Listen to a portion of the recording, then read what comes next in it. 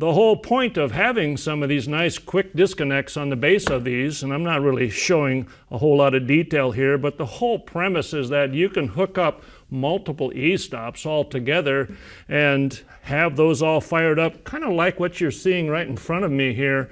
These are all E-stops that are all tied together with nice little M12 connections, so that makes it very, very easy to connect up for one thing. But when you're not powering up, you're going to have a condition where the illuminated base is not lit yet. And as I'm pointing out here, you'll notice that I'm picking out that I want certain types of conditions here. I want a green or a yellow running type mode base on the bottom as far as a color that represents that we're fired up and illuminated. So it'll look something like this, depending on which model you want, either a yellow base or a green base. Now when you punch one of these, that's when you're going to get a condition where all of them will actually fire red, and the one that's actually got the one that you press is going to sit there and flash like I'm trying to illuminate just by going back and forth on my mouse here. But that red condition just simply means that, hey, there is a condition that somebody hit an E-stop, and now you can locate the one that's actually pressed by the fact that it's flashing red. Next, now we also have E-stop models that have in-series diagnostic components internally in those things. And this is more or less the model number scheme. All we're really looking for are the identifiers for this ISD, which means we've got a 0D in the model number, as you can see amongst all these model choices here. And obviously we have, in this little graph, it shows both the 30 millimeter models as well as the flush mount models. If you have a reset that's needed locally or not. But all of these models here do have the capability of hooking them up, just like you see on this demonstration in front of me. It can be hardwired where you make the connections, or it actually has the quick disconnects like I show here, where whatever length you need between the T and the actual component here, you can have a double-ended cable to reach whatever distance you need.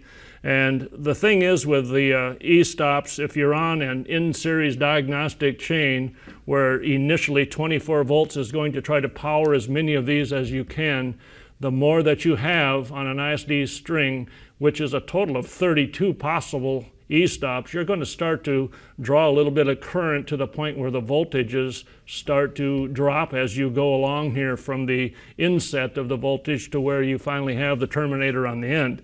So many times this might be a necessity where you have to boost up that power. It can either be done by tying a T connector near the end, applying the 24 volts coming into that connection, or simply having it at the very end of the E-stop string, where we typically have what's called a terminator right here. This can be removed. In its place, you can have the wiring to accommodate that 24 volts to boost it back up again. I just want to highlight a little bit more about the E-stops that we talked about and the ability to tie these in an ISD string.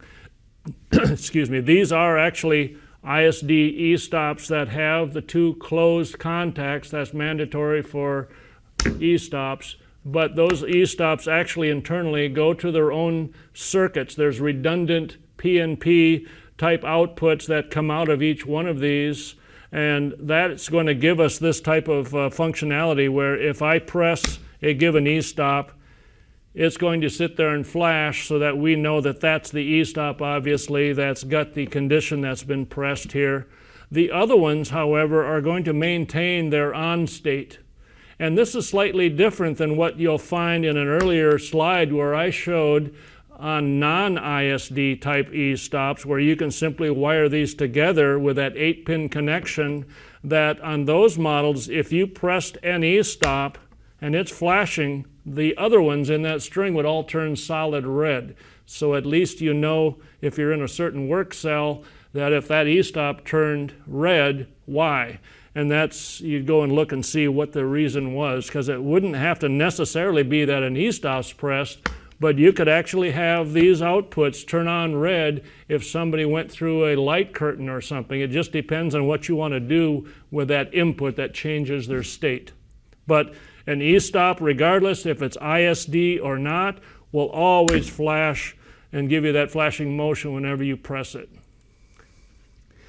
Okay, there's also a model scheme that will help to accommodate e-stops that are in either the Allen Bradley armor block DeviceNet type of a bus connection, where now they're actually plopped into this bus connection specifically for Allen Bradley if that model number ends with a 5A, or if it's a 5B, those models will be able to hook to a Siemens bus connection where it's a ProfiSafe type gateway setup. So these special models are going to have the wiring that you see here on the bottom, where the 0 volts is on the center pin, and you've got your 2 channels that are hooking up to be able to tie right into that bus connection. And for e-stops, that's about it, folks, and thank you. We'll get to the next one soon.